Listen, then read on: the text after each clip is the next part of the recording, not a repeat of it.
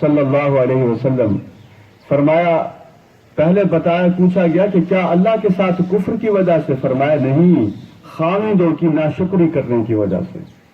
جو وہ مال کما کر لاتے ہیں اس میں دعا پڑھ کر اسے قبول کریں، بسم اللہ پڑھ کر اسے خرچ کریں، اللہ تبارک و تعالیٰ کا شکر ادا کریں، خام خواہ کی فرمائشیں نہ رکھیں، ایک دوسرے کے ساتھ مقابلہ بازی نہ پیدا کریں۔ اور بھائی، جس کی 1,00,000 روپے آمدن ہے وہ اپنی بیوی کو جو ناز و نام کروائے گا، 10,000 والا ناز و نام اتنے کروا سکتا ہے؟ وہ نہیں کروا سکتا۔ اس بیچارے پر اللہ تبارک و تعالیٰ نے بوجھ نہیں ڈالا، تم اس پر کیوں بوجھ ڈالتے ہو؟ اور یہاں جو مرد حضرات بیٹھے ہیں یہ بھی اپنے بچوں کی تربیت اس لحاظ سے کریں کہ 20-25 سال کے بعد ایک بیٹی جب کسی گھر میں جائے تو وہ رحمت بن کر جائے، اسی طریقے سے بیٹا داماد بنے تو وہ رحمان کی اطاعت کرنے والا اور رحمان کی فرما برداری کرنے والا اور وہ رحمان کے حوالے سے تعلیمات پر عمل کرنے والا بن جائے۔ میں الرحمن الرحیم کے حوالے سے ایک تلخ چیز آپ کو بتانا چاہتا ہوں۔ ابھی میں آپ سے سوال کروں تو آپ الٹ جواب دیں گے، اس لیے میں سوال نہیں کرتا۔ میں اگر کہوں کہ کوئی ایسی کیفیت بھی ہے کہ رحمت آ رہی ہو اور انسان پریشان ہو جائے، آپ کہیں گے نہیں جی، رحمت پہ تو سارے ہی خوش ہوتے ہیں۔ ہمارے قریب میں جو ملک ہے بھارت، 2015 میں بھارت میں 1,45,00,000 خواتین نے جب انہیں پتہ لگا جدید آلات کی روشنی میں کہ اب بیٹی پیدا ہونے والی ہے تو انہوں نے اسقاط حمل کروایا۔ 1,45,00,000 خواتین، ڈاکٹر رضی الاسلام ندوی اللہ تبارک و تعالیٰ ان کی عمر میں برکت فرمائے، انہوں نے یہ چیزیں شیئر کی اور ایک ویڈیو بھیجی۔ انسان کی آنکھوں سے آنسو نکل آتے ہیں کہ ایسے معاشرے ہیں ہمارے اپنے ملک میں۔ آپ دیکھ لیجئے، جب کسی خاتون کے بارے میں یہ پتہ لگتا ہے کہ اس کے ہاں بیٹی پیدا ہونے والی ہے، میں کہتا ہوں وہ سسر جو منہ بناتا ہے، وہ ساس جو منہ بناتی ہے، وہ دیور جو منہ بناتا ہے، وہ پورا خاندان جو بل اپنے چہرے پر سجاتا ہے اور بناتا ہے اور تیوریاں چڑھاتا ہے، وہ الرحمن الرحیم کس منہ سے پڑھتا ہے؟ وہ سورۃ فاتحہ میں رحمان کی طرف سے رحمت آ رہی ہے اور اس کی یہ کیفیت بنی ہوئی ہے۔ اس کا مطلب یہ ہے، جیسے مولانا صاحب ابھی فرما رہے تھے، ایمان اور ایمانی تقاضوں کو مکمل کرنا۔ یہ پھر ایمان کی کون سی کیفیت ہے جو رحمت آنے پر مغموم ہو رہی ہے؟ یہ ایمان کی کون سی کیفیت ہے جو رحمت کے آنے پر افسردہ ہے؟ یہ ایمان کی کون سی؟ بعض اوقات تو عورتوں کو تانا دیا جاتا ہے کہ اس کے ہاں تو صرف بیٹیاں ہی ہیں۔ خدا کا نام مانے ایسی عورت، ظاہر ہے عورتیں عورتوں کے لیے زیادہ ظالم واقع ہوئی ہیں۔ میں کہتا ہوں وہ ساس جو اپنی کسی بہو کو یہ تانا دیتی ہے کہ اس کے ہاں تو بیٹیاں ہی پیدا ہوتی ہیں، وہ اللہ کے غضب سے ڈر دے کہیں زمین پھٹے اور اسے اپنے اندر نہ لے لے۔ میں یہاں اپنی ذاتی بات نہیں کرنا چاہتا تھا، لیکن جذبات میں آ کر میں یہ بات کہہ رہا ہوں۔ اللہ تبارک و تعالی میری والدہ محترمہ کی مغفرت فرمائے، انہیں جنت الفردوس میں اعلیٰ سے اعلیٰ مقام عطا فرمائے۔ میں جو کچھ کر رہا ہوں قرآن کے درس کے حوالے سے، حدیث کے درس کے حوالے سے، اللہ تبارک و تعالیٰ سارا اجر انہیں عطا فرما دے اپنی شان کبریائی کے ساتھ۔ میری اپنی 3 بیٹیاں ہیں۔ جب میری پہلی 2 بیٹیاں پیدا ہوئیں، اس کے بعد تیسری بیٹی پیدا ہوئی تو میری والدہ، حالانکہ ہم خود درس دینے والے، ہم خود قرآن مجید کے پیغام کو پڑھنے والے، خود قرآن مجید کو سمجھنے اور سمجھانے والے، یہ بھی رحمت ہے اللہ تبارک و تعالیٰ کی۔ مجھے آج تک یاد ہے کہ میری والدہ محترمہ نے مجھے اپنے کمرے میں بلایا اور مجھے کہنے لگی، عبدالصمد، یہ جو بیٹیاں ہوتی ہیں یہ اللہ تبارک و تعالیٰ کی طرف سے رحمت ہوتی ہیں۔ تو میں نے کہا، امی آپ میرے بارے میں کیا سوچتی ہیں؟ تو کہنے لگے نہیں بیٹے، میں یہ چاہتی تھی کہ کہیں میرے بیٹے کا دل چھوٹا تو نہیں ہو گیا، کہیں میرا بیٹا مغلوب تو نہیں ہو گیا۔ تو میں نے بطور ماں کے اس کی کیفیت یہ ہوئی کہ میری بیوی نے میری والدہ کی ایسے خدمت کی جیسی ماؤں سے بھی بڑھ کر خدمت کی جاتی ہے۔ جو ساسیں اپنی بہوؤں کے لیے ایسے ہوتی ہیں، اللہ کی قسم جب وہ اس دنیا سے جاتی ہیں ان کی بہویں بیٹیوں سے بھی زیادہ رو رہی ہوتی ہیں، بیٹیوں سے بھی زیادہ غمزدہ ہوتی ہیں، بیٹیوں سے بھی زیادہ یاد کرنے والی ہوتی ہیں۔ لیکن جن کی زبانیں کینچی کی طرح چلتی ہیں اور جن کی زبانیں حلال اور حرام کا فرق کیے بغیر الفاظ کو ادا کرتی ہیں، ان کے لیے کوئی آنکھ آنسو بہانے والی نہیں ہوتی، ان کے لیے کوئی ہاتھ دعا کرنے والے نہیں ہوتے، ان کے لیے کوئی زبان دعائے خیر کرنے والی نہیں ہوتی۔ خدارا خواتین نظر ثانی کریں، خدارا مرد نظر ثانی کریں۔ یہ کون سی الرحمن اور الرحیم کی تلاوت ہے جو ہمارے ذہن کو ایسے خراب کیے جا رہی ہے کہ ہم رحمت کے آنے پر مغموم اور افسردہ ہو جاتے ہیں۔ اللہ تبارک و تعالی ہمیں ان چیزوں سے محفوظ فرمائے۔ حضرات محترم، ایک دعا ہے، کل بھی میں نے دعا بتائی تھی ایک الرحمن اور الرحیم کے حوالے سے۔ دیکھیے، سب کچھ کرنے کے بعد بھی آپ سمجھیں میں سمجھوں ہم نے کچھ نہیں کیا۔ رمضان کے روزے مکمل رکھے، حج فرض تھا وہ کیا، تلاوت قرآن کی، 500 نمازوں کی امامت کی، پردے کا مکمل اہتمام کیا، درس کی دعوت دی، پروگرام منعقد کیا، لیکن سب کچھ کرنے کے باوجود اللہ تبارک و تعالیٰ کے سامنے یہ جملہ رکھنا ہے کہ یا اللہ، آپ کے دین کے لیے جیسا کرنا چاہیے تھا ویسے نہیں کر سکا۔ اب ذرا آپ دعا کے الفاظ دیکھیں۔ میں اس پر سوچتا ہوں کہ نبی اکرم صلی اللہ علیہ وسلم نے جب حضرت ابوبکر صدیق رضی اللہ تعالی عنہ کو یہ دعا سکھائی ہے، میری اور آپ کی کیا اوقات ہے؟ ہم تو صحابہ کی جوتیوں کے خاک کے برابر بھی نہیں ہیں۔ نبی اکرم صلی اللہ علیہ وسلم سے حضرت ابوبکر صدیق کے ایمان کی کیفیت پہلے سمجھ لیں۔ علماء نے لکھا ہے کہ انبیاء کے بعد دنیا کے جتنے مومن ہیں ان ساروں کے ایمان کو ایک پلڑے میں رکھا جائے اور صرف اکیلے حضرت ابوبکر صدیق رضی اللہ عنہ کے ایمان کو ایک پلڑے میں رکھا جائے تو حضرت ابوبکر صدیق رضی اللہ تعالی عنہ کے ایمان والا پلڑا بھاری ہو جائے گا۔ ایسا ایمان ہے ان کا۔ لیکن ذرا وہ کیا سوال کر رہے ہیں اور انہیں کیا جواب مل رہا ہے، پوری توجہ سے سنیں، نیند کو ختم کر کے سنیں۔ وہ نبی اکرم صلی اللہ علیہ وسلم سے پوچھ رہے ہیں کہ اللہ کے رسول صلی اللہ علیہ وسلم مجھے ایسی دعا سکھائیے جو دعا میں نماز میں پڑھتا رہوں۔ نبی اکرم صلی اللہ علیہ وسلم نے فرمایا ابو بکر صدیق رضی اللہ تعالی عنہ سے قل، ابو بکر یہ کہا کرو اللہم انی ظلمت نفسی ظلما کثیرا۔ تصور کریں آپ، یہ کیا ہے؟ یہ ہمارے کام ہے کیا؟ ہم کیا چیزیں ہیں؟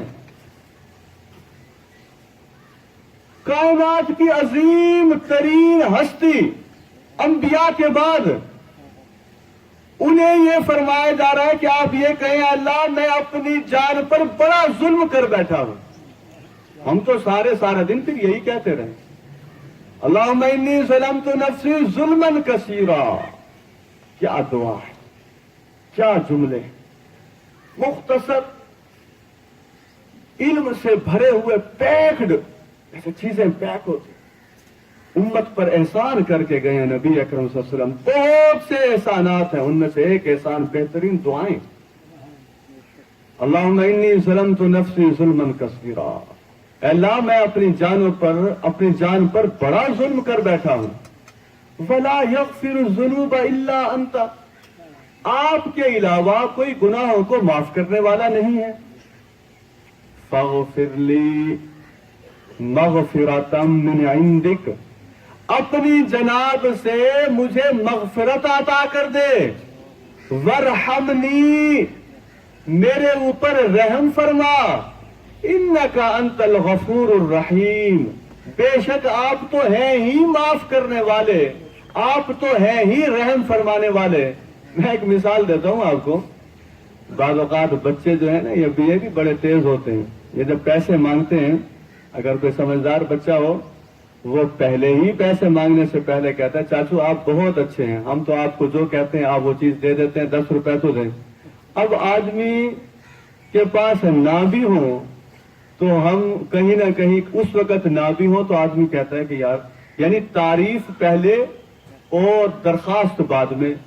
اور جس ذات سے ہم معافی مانگ رہے ہیں وہ تو ہے ہی معاف کرنے والی، تو پھر معافی مانگنے کے بعد گنجائش باقی کیا بچ جاتی ہے کہ معافی نہ ملے؟ اس ذات نے تو کبھی اپنی رحمت کا دروازہ بند کیا ہی نہیں ہے۔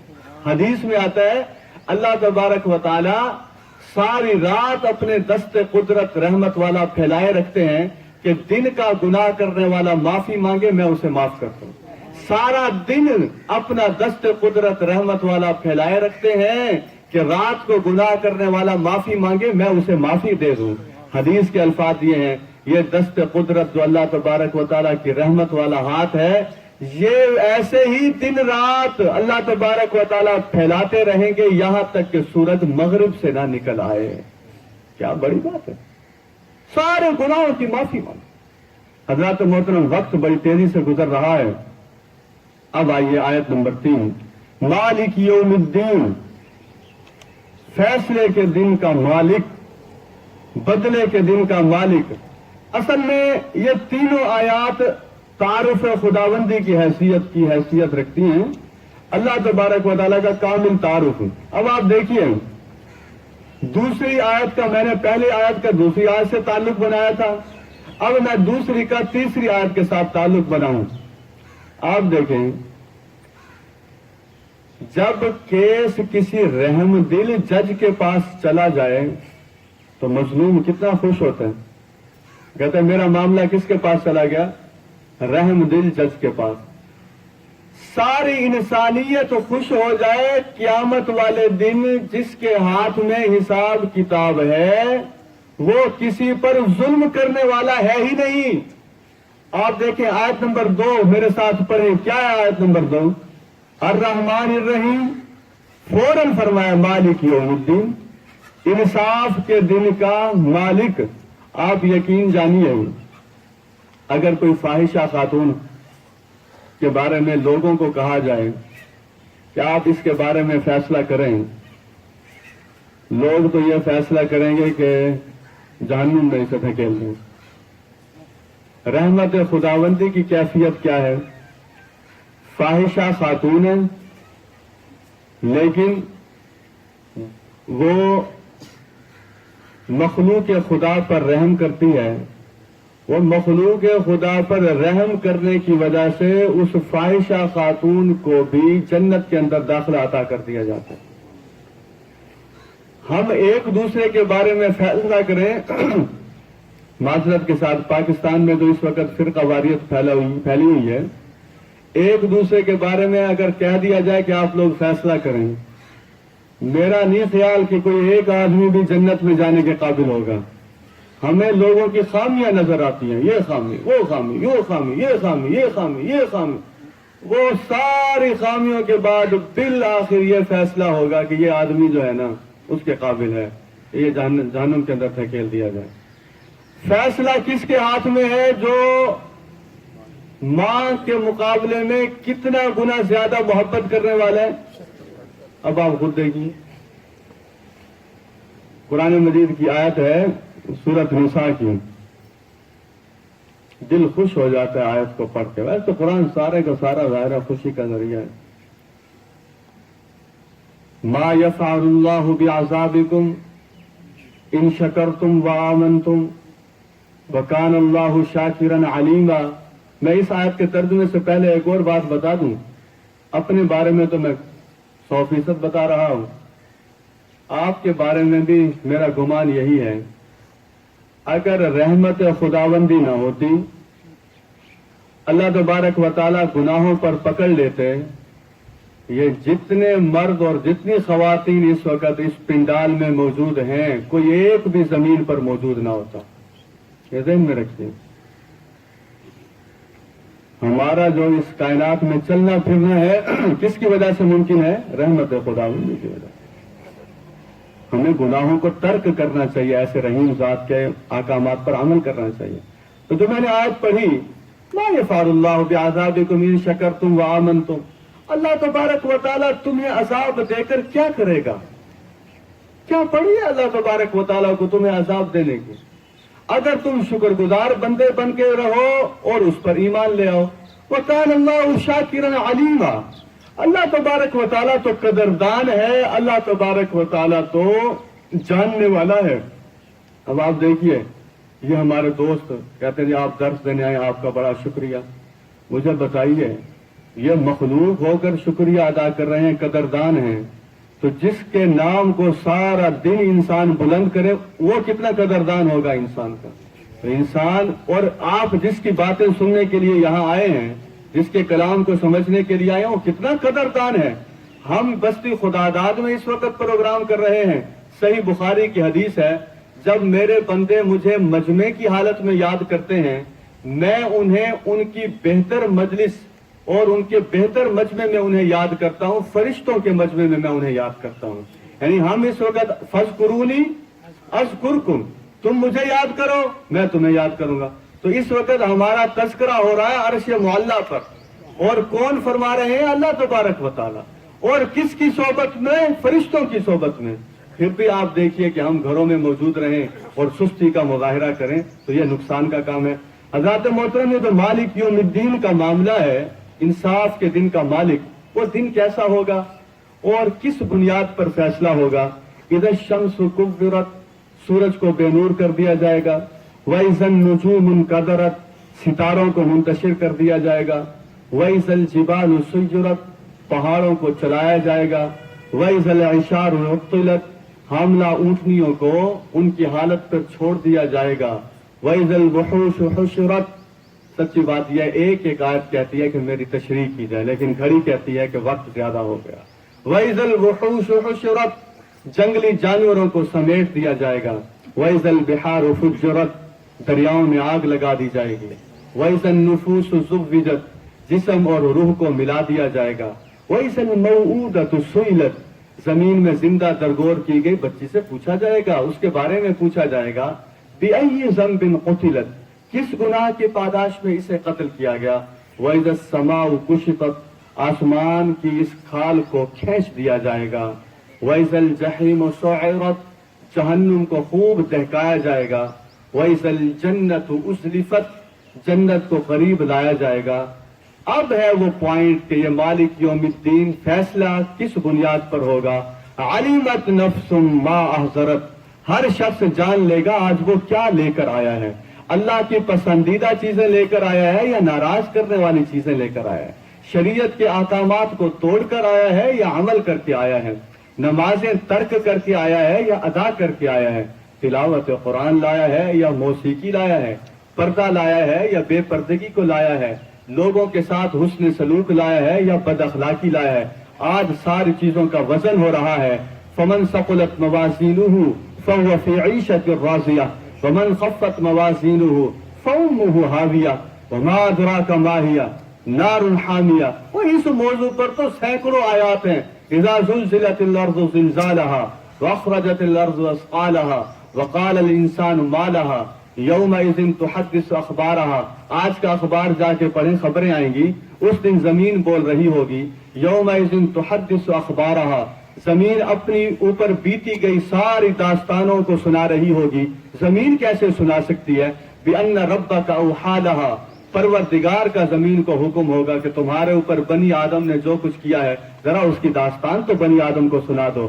یومئذ یصدر الناس اشتاتا لیروا اعمالهم، لوگوں کو لایا جا رہا ہے، کیوں؟ تاکہ انہیں ان کے اعمال دکھائے جائیں۔